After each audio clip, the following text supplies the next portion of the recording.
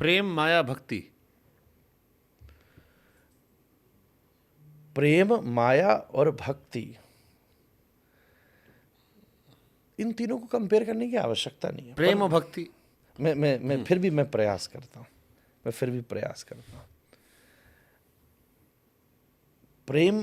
प्रेम आत्मा के स्तर पर होता है, उसके ऊपर नीचे हो ही नहीं सकता। भक्ति मन के स्तर पर होती है और माया शरीर के स्तर पर होती है।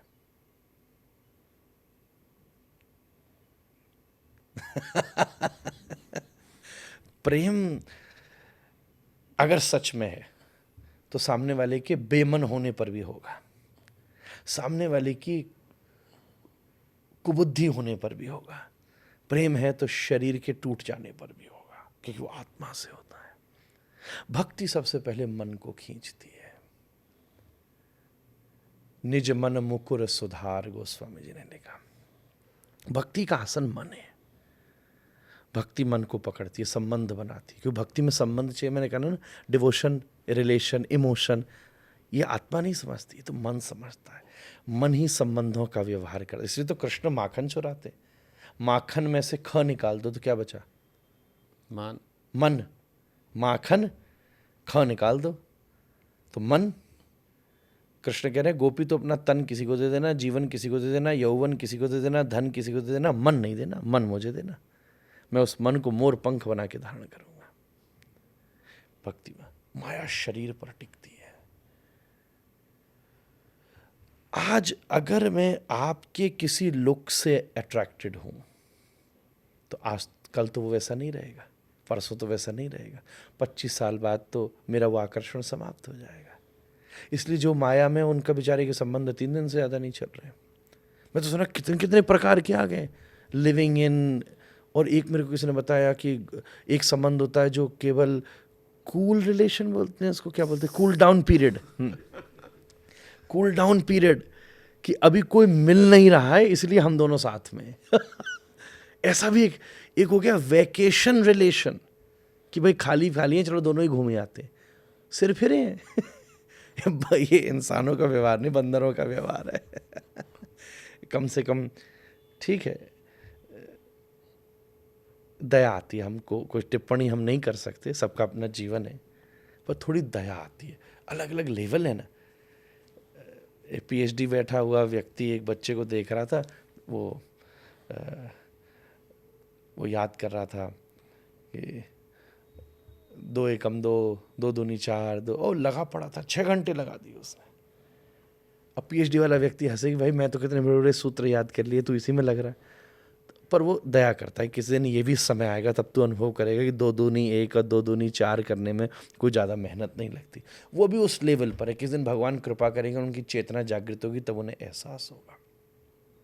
और कई बार ये भी देखा गया मिश्रवर्य, विलासिताओं की चरम सीमा पर जाने के बाद भी वो खाली हो जाते हैं और फिर सोचते हैं अध्यात्म में आना पड़ेगा, क्योंकि उसके बाद तो खाली है। दुनिया का बड़ी पॉप स्टार हुआ माइकल जैक्सन, सब कुछ होने के बाद भी कहते हैं मृत्यु के समय उसके आंतों में कितने दिनों से अन्न तक नहीं था, शायद कुछ गोलियां मिली थी। इतिहास में बीटल्स नाम का बहुत बड़ा बैंड हुआ, फिर वो ऋषिकेश आया, बीटल आश्रम फेमस है। चरम सीमा पर पहुंचने के बाद भी जो इस पूरी दुनिया में जितनी विलासिता है, अर्थ के बाद उस चरम सीमा पर पहुंचने के बाद भी आदमी ब्लैंक होता है और फिर सोचता है यार लौट के तो यहीं आना पड़ेगा। तो जो पहले से इसको सरवाइव किए हुए, वो उसको भी अच्छे से जी पाता है, इसको भी अच्छे से जी। अच्छा, ये चरम सीमा वाले अक्सर धार्मिक क्यों आते हैं? किसी भी क्षेत्र में, चाहे वो क्रिकेट हो या हनी सिंह, जैसे विराट कोहली क्रिकेट में हो गए, हनी सिंह बॉलीवुड में हो गए, जो चरम सीमा पे पहुंचे वो आध्यात्मिक हो गए। क्योंकि एक सीमा है ना सुख की दुनिया में, क्या करोगे आप? दुनिया की जो वस्तु है उसका सुख चरम से शुरू होता है। जैसे आपको भूख लगी हो तो पहली बाइट में जो टेस्ट आता है वो दूसरी बाइट में नहीं आता। ट्रू। तीसरी रोटी पहुंचने तक वही दाल वही रोटी, पर वो साधारण बात है, हाँ, बड़ी सामान्य पेट भरने के लिए आती है। ऐसी दुनिया की जितनी वस्तुएं उसका सुख अपने चरम से शुरू होता है। अब पहली कोई नई गाड़ी खरीद के लाए ना, तो बड़े से बड़ा लाला भी रात भर खिड़की से झांक के देखता है, बाहर खड़ी है दिल्ली जैसी जगह, पार्किंग नहीं है ना। और 5 वर्ष के बाद पुरानी दिल्ली गाड़ी भेजनी हो तो वही वाली भेजता है, अरे पुरानी हो गई यार। हर साल आईफोन आता है, हाँ। पहले दिन मज़ा आता है, फिर धीरे धीरे फ़ोन और मैं समझू सितंबर में लॉन्च होता है ना, तो और जुलाई होते होते खामियां लगने लगती है यार, बैटरी काम नहीं कर रही है स्क्रैच पड़ रहे हैं। डिमिनिशिंग मार्जिनल यूटिलिटी इकोनॉमिक्स का सूत्र है। तो जब कोई वस्तु चरम से शुरू होगी तो कमी तो होगी। तो जिन वस्तुओं में प्रथम आकर्षण में विलासिता में सुख मिलता है, उन्हीं वस्तुओं में कुछ वर्ष के बाद में दुख का कारण बन जाता है।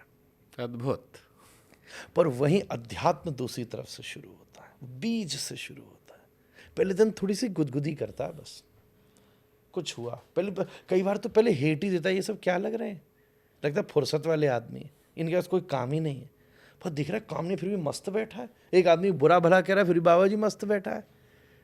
धीरे धीरे धीरे धीरे उसका आकर्षण, धीरे धीरे कमल खिलता है, खिलता है, खिलता है, खिलता। बंद कमल कैसा होता है, धीरे धीरे धीरे, और फिर तो उस सीमा तक पहुंच जाता है कि बड़ी बड़ी रानी और महारानियां चल देती है। वृंदावन में रहती थी राजकुमारी, बड़ी भारी रानी। एक दिन दोपहर के समय, और सड़क का डामर पिघल जाए ऐसी गर्मी थी, पैदल चली जा रही थी। मुंह ढक के बाबा जी पहचाने, ए महारानी कहाँ जा रही है? तो रोती हुई कहती है, गर्मी रूपी दूती खबर लाई है कि ठाकुर जी को गर्मी लगी है, पंखा चलने जा रही हूँ। इतनी बड़ी रजवाड़े की महारानी और ठाकुर जी के मंदिर का पंखा चलने जा रही है। उसने, मेवाड़ की महारानी मीरा एक बात के ऊपर निकल पड़ी। फिर तो समझ लेते कि इसके बाद है नहीं कुछ। तो या तो जीवन में यही स्थिति आकर के खड़ी होती है कि चरम तक पहुंचने के बाद विसर्जन हो जाता है। अद्भुत।